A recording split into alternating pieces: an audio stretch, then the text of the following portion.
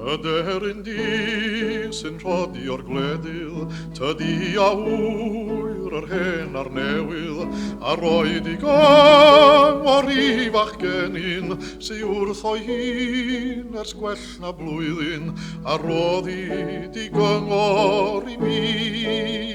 O deryn nis fachgenyn gwrando, gael gwybod beth sydd yn dyflino, a un a'r byd sy'n troi'n dy erbyn, a'i curio rwyt o gariad rhywun, a fyny di gyngor gen i.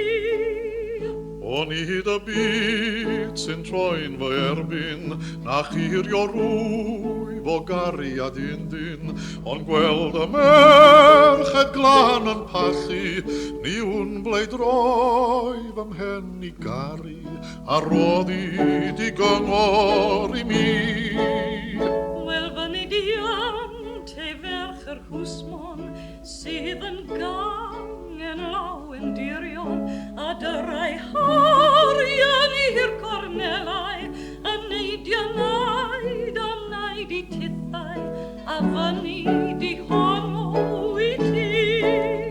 Wel can ffarwel fo i ti'r deryn, dyna'r ferch rwy'n ni'n ei mofyn, tra llong ar for a gro mewn afon, ni fyna i byth ond merch yr hwsmon, ffarwel, ffarwel i ti.